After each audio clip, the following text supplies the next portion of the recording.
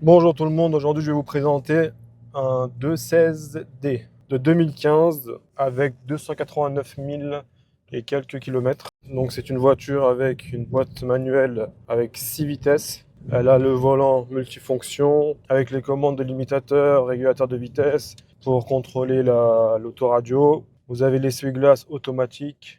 Vous avez l'allumage des feux automatique. Ici vous avez l'ordinateur de bord. Vous avez les réglages, vous pouvez mettre le GPS, après c'est le GPS BMW. Vous pouvez aussi connecter votre téléphone par Bluetooth ou par câble USB. Vous avez ici l'option qui permet d'être averti et de freiner avant collision, comme vous voyez. Vous avez ici l'autoradio CD, vous avez ici la clim. Vous avez la possibilité de mettre avec ce bouton en mode éco ou en mode sport.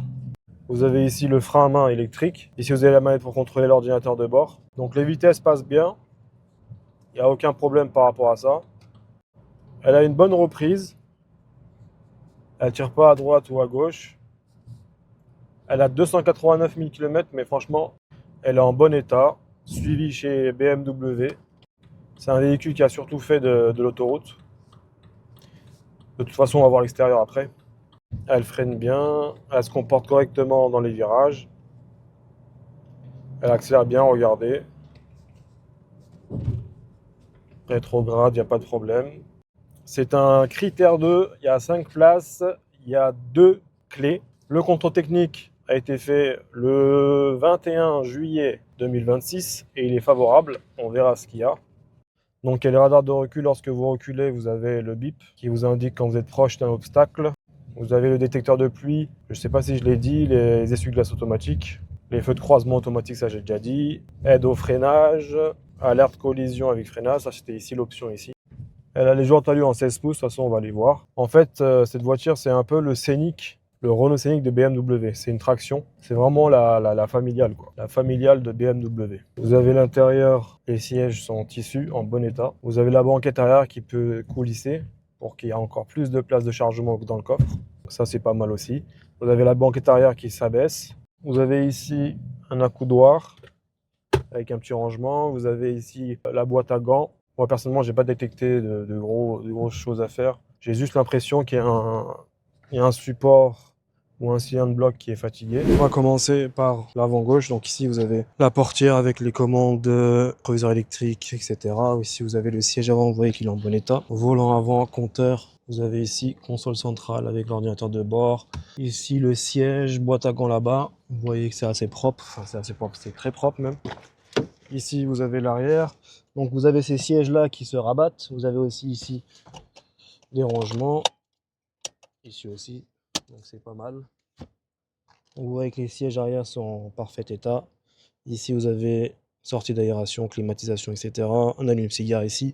Des rangements sur les portières. Maintenant, on va voir le coffre. Donc ici, il n'y a pas de roue de secours. Il n'y a pas de roue de secours. Ici, vous avez un autre rangement.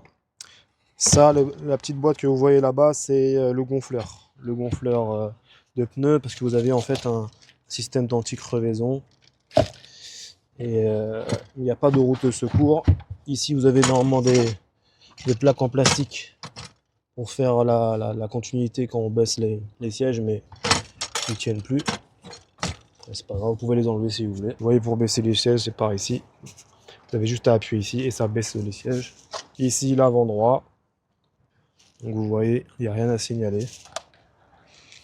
Donc on va commencer par l'avant droit. Vous avez ici tout ce qui est pare-choc, phare, jantes, ailes, tout ça, c'est en bon état. Alors les freins, qu'est-ce que ça dit? Je ne sais pas si vous voyez, les freins sont en bon état.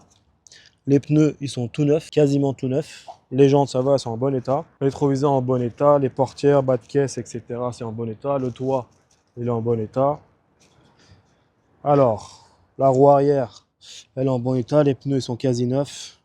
Les freins sont en bon état. Vous avez l'arrière ici, en bon état. Les feux, pare-choc, en bon état. Arrière gauche en bon état, pareil, hein. La jante est un peu sale. Si vous avez des rayures, etc. Mais sinon, c'est en bon état. Pneus en très bon état. Arrière gauche en bon état. Portière en bon état. Portière avant gauche en bon état aussi. Jantes, pneus, pareil, c'est en bon état. Vous voyez, elle est vraiment propre la voiture, hein. Capot en bon état, l'avant est en bon état. Vous voyez, il n'y a rien. Bon là, j'ai fait un peu de route, elle est sale, désolé. Mais sinon, il n'y a aucun souci. Comme vous voyez. Je vais vous montrer le moteur.